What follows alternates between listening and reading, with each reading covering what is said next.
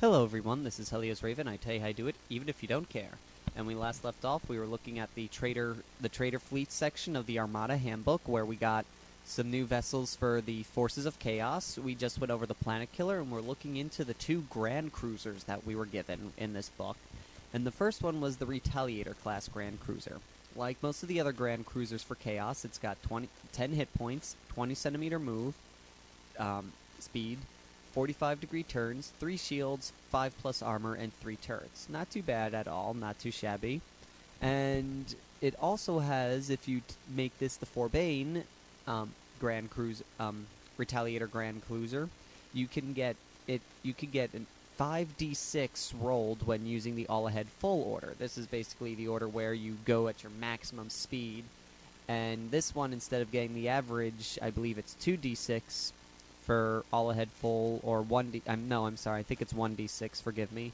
This one gets 5d6 at no extra cost, so that's really nice. This is a pretty fast cruiser, and armament-wise, it's pretty decent. It's got a port and starboard weapon batteries, each 30 centimeter range, firepower 6, which is pretty decent, especially in close quarters combat. You can get about 5 dice at the close with maximum benefits to you in the gunnery table.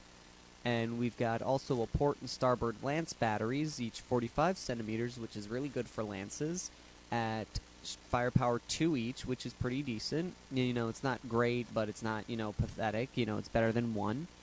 And it's got a port and starboard launch bays, each with 2 squadrons each. So, in general, this is like a sort of heavier weaponry Styx heavy class cruiser, except where the Styx has more ordnance fighters than this, where the Retaliator has more weapon power behind it. So for this one, it's more of a, you're going in, this is pretty, its tactic is more getting close up to ships and firing maybe fighters in front of it to screen it from missiles, or just firing dread claws to do boarding actions really quickly. So it's pretty decent. Would I personally use it? Probably not. I'd probably decide to go with another cruiser, maybe even the Styx, because that one's pretty decent. I think it's a little better role defined, whereas this one's trying to be close combat-y with some long range. It's trying to be a jack-of-all-trades ship and not doing a very good job. It's doing more of a close combat ship than anything. So I probably wouldn't bother with it myself.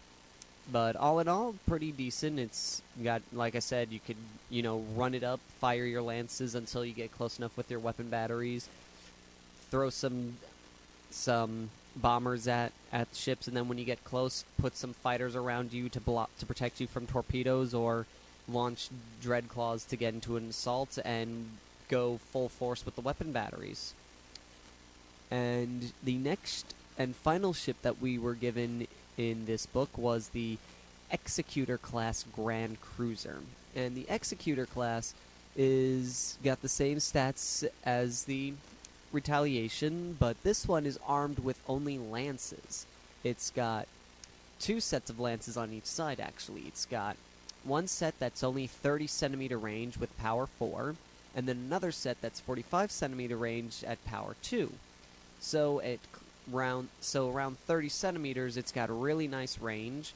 It's got 6 shots on either side, and those are 6 dice that you only need 4s to roll on, so that's pretty handy. This one's pretty much a nice long range ship. I think between the two in this book, this one's probably the better one to take. Mostly because Chaos has very few ships that have lance weapons in it, so it's nice to get them when you can. And this one's it's pretty decent range and pretty decent firepower. Its only issue that it is it only fires on its left and its right arc, so you have to bring this to expose its side to the enemy. Granted, this doesn't affect its armor in any way, but it kind of prevents, like, if they start to turn away, you have to turn the ship back again to try and catch up with them. So it is a little bit of annoying that way, but again, it's one of the only Chaos Cruisers that have this many lances on one ship, so it's pretty decent. Like I said, a really nice close long range cruiser for you, and Like I said, if you want to try to get a little bit more long range in your fleet, this is definitely the one to pick. Between the two that we've talked about, I'd probably go with an Executor class over the Retaliation, just personally because I think it's better armed and its weaponry is a little bit just more practical in use than the other one. But that's basically it, and that is it for all the ships in the Armada book. When we continue on, we're going to talk about all the special rules that were introduced to the Chaos Fleet, which was the use of Space Marines, possessed vessels, and Abaddon, the Despoiler.